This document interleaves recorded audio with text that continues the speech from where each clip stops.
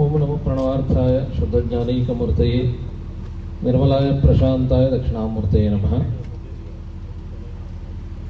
ಅತ್ಯಂತಬಾಲಂ ಮದಸಿ ಕುಸುಮಪ್ರಕಾಶಂ ದಿಗ್ವಾಸನಂ ಕನಕಭೂಷಣಭೂಷಿತಾಂಗಂ ವಿಸೃಸ್ತಕೇಶಂ ಅರುಣಾಧರಂ ಮಾಯದಾಕ್ಷಂ ಕೃಷ್ಣಂ ಸ್ಮರಾಮಿ ಮನಸಾ ನವನೀತಹಸ್ತಂ.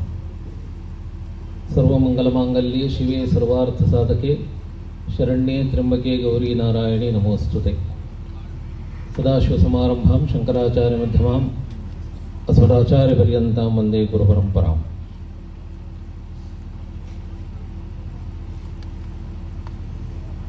ಬಹುಶಃ ಯಕ್ಷಗಾನದ ಒಂದು ಚರಿತ್ರೆಯಲ್ಲಿ ನಾವು ಒಂದು ಅಪರೂಪದ ಒಂದು ಕಾರ್ಯಕ್ರಮಕ್ಕೆ ಇವತ್ತು ಸಾಕ್ಷಿ ಆಗ್ತಾ ಇದ್ದೇವೆ.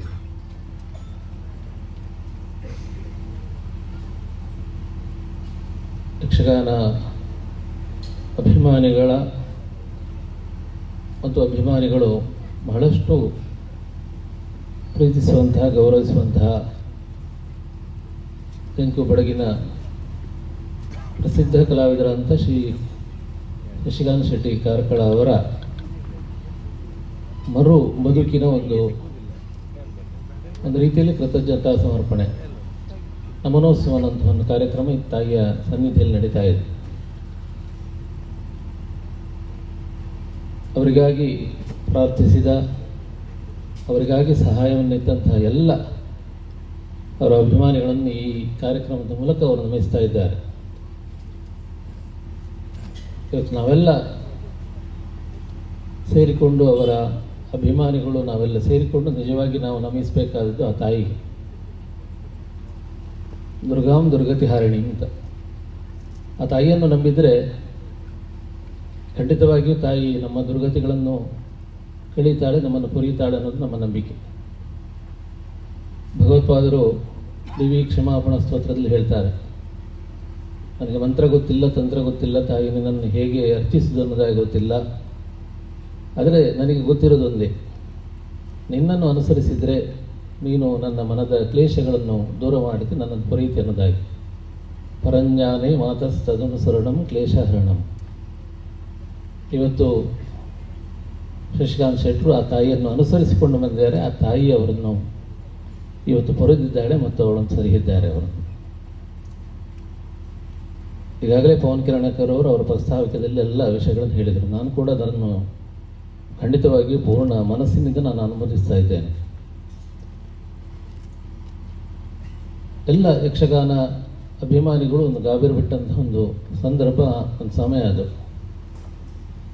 ಅವರು ಚಿಕಿತ್ಸೆಗಾಗಿ ಅವರನ್ನು ಆವರಿಸಿದಂಥ ರೋಗ ಏನಿದೆ ಅದರ ಚಿಕಿತ್ಸೆಗಾಗಿ ಅವರು KMCಯಲ್ಲಿ ಚಿಕಿತ್ಸೆಯನ್ನು ಪಡೆದಿದ್ದ ಇದ್ದಂಥ ಕಾಲ.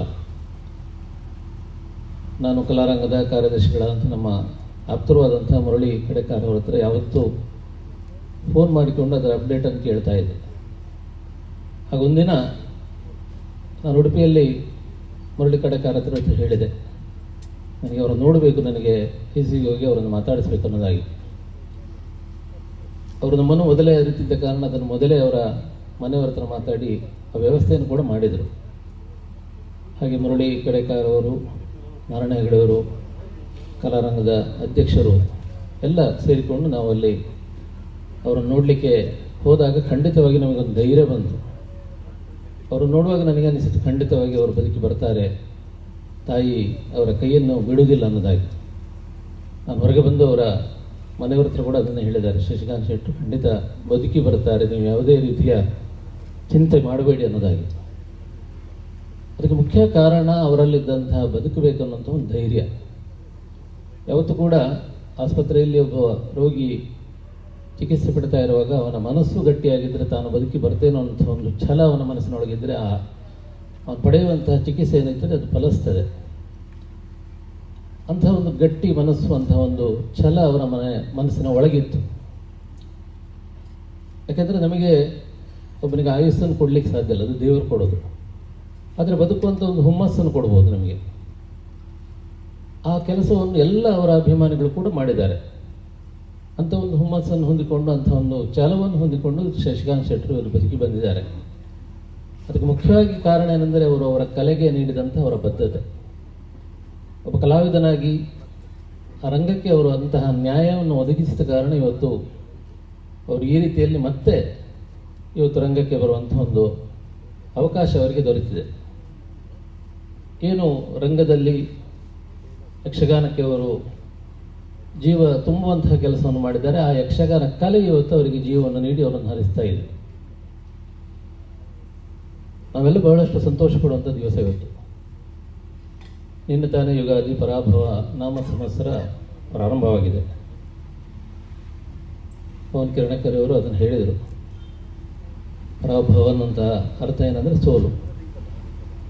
ಅವರನ್ನು ಪರಾಭವಗೊಳಿಸಲಿಕ್ಕೆ ರೋಗ ಪ್ರಯತ್ನಿಸಿದರೂ ಕೂಡ ಇವತ್ತು ಈ ಪರಾಭವ ನಾಮ ಸಂವತ್ಸರದ ಮೊದಲಲ್ಲಿ ಆ ರೋಗವನ್ನು ಪರಾಭವಗೊಳಿಸಿ ಅವರು ಇವತ್ತು ರಂಗಕ್ಕೆ ಮತ್ತೆ ಮರಳುತ್ತಾ ಇದ್ದಾರೆ. ಅದು ಒಂದು ರೀತಿಯಲ್ಲಿ ಅವರ ವಿಜಯ ಮತ್ತು ಆ ವಿಜಯ ಅವರ ಇಂದಿನ ಕಲಾ ಜೀವನದ ಉದ್ದಕ್ಕೂ ಅವರನ್ನು ಕೈ ಹಿಡಿಯಲಿ, ಆ ತಾಯಿ ಅವರನ್ನು ಪೊರಿಲಿ ಅನ್ನೋದಾಗಿ ಈ ಸಂದರ್ಭದಲ್ಲಿ ಈ ಶುಕ್ರವಾರದ ಈ ಪುಣ್ಯ ದಿವಸದಲ್ಲಿ ಅವರನ್ನು ಪ್ರಾರ್ಥಿಸ್ತಾ ಇದ್ದೇವೆ.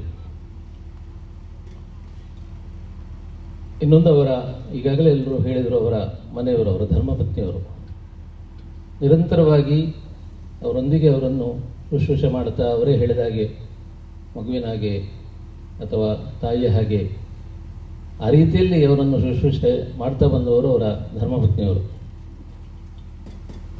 ಒಬ್ಬ ಯಶಸ್ವಿ ಪುರುಷನ ಹಿಂದೆ ಒಬ್ಬಳು ಮಹಿಳೆ ಇರ್ತಾಳೆ ಅನ್ನೋದು ನಾವು ಕೇಳಿದಂಥ ಮಾತು. ಆದರೆ ಇವತ್ತು ಮತ್ತೆ ಮರಳಿ ಪಡೆದ ಅವರ ಆಯುಷ್ಯನ ಹಿಂದೆ ಕೂಡ ಅವರ ಪತ್ನಿ ಇದ್ದಾರೆ, ಒಬ್ಬಳು ಮಹಿಳೆ ಇದ್ದಾರೆ ಅನ್ನೋದನ್ನು ಅವರು ಸಾಬೀತುಪಡಿಸಿದ್ದಾರೆ. ಆ ರೀತಿಯಲ್ಲಿ ಅವರ ಸೇವೆಯನ್ನು ಮಾಡಿಕೊಂಡು ಎಲ್ಲರಿಗೂ ಅವರೇ ಧೈರ್ಯ ಹೇಳುವಂಥ ಒಂದು ಸ್ಥಿತಿಯಲ್ಲಿ ಅವರು ಅಲ್ಲಿದ್ದುಕೊಂಡು ಆ ಸೇವೆಯನ್ನು ಮಾಡಿದ್ದಾರೆ. ಅವರನ್ನು ಖಂಡಿತವಾಗಿ ಈ ಸಂದರ್ಭದಲ್ಲಿ ವಿಶೇಷವಾಗಿ ನಾವು ಅಭಿನಂದಿಸ್ತಾ ಇದ್ದೇವೆ.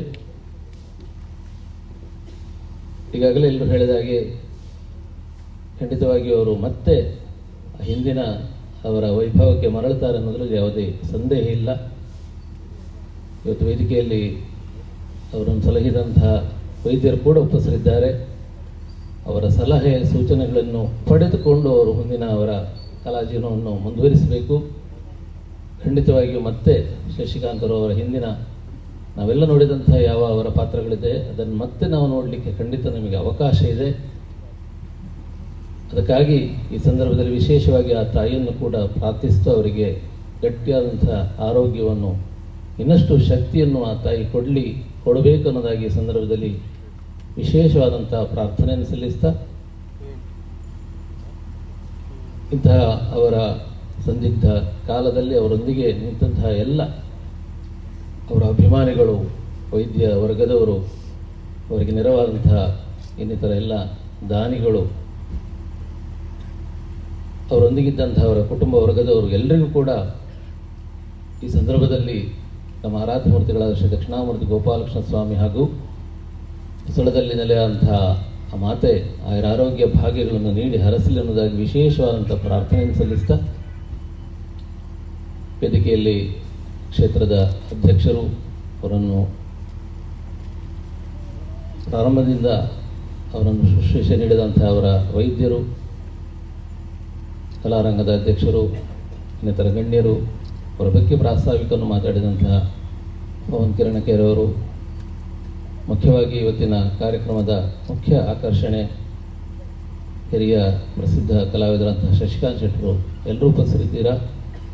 ಅವರ ಈ ಕಾರ್ಯಕ್ರಮದಲ್ಲಿ ಬಂದು ಅವರ ಬಗ್ಗೆ ಪ್ರಾರ್ಥಿಸಿದಂತಹ ಎಲ್ಲ ಅಭಿಮಾನಿಗಳು ಇಲ್ಲಿ ಬಂದು ನೆರೆದಿದ್ದೀರಾ. ನಮಗೆಲ್ಲರಿಗೂ ನಮ್ಮ ಆರಾಧ್ಯ ಮೂರ್ತಿಗಳ ಮತ್ತು ಸ್ಥಳದ ಸಾನ್ನಿಧ್ಯ ದೇವರ ಅನುಗ್ರಹವನ್ನು ಕಾಂಕ್ಷಿಸ್ತಾ ಮುಂದಿನ ಅವರ ಪಯಣ ಇನ್ನಷ್ಟು ಸುಗಮವಾಗಲಿ, ಸುದೃಢವಾಗಲಿ ಎನ್ನುವಂತಹ ಹಾರೈಕೆಯೊಂದಿಗೆ ಮಾತಿನಿಂದ ವಿರಮಿಸ್ತಾ ಇದ್ದೇನೆ. ಸರ್ವೇ ಜನಾಃ ಸುಖಿನೋ ಭವಂತು. ಓಂ ಶಾಂತಿ ಶಾಂತಿ ಶಾಂತಿ.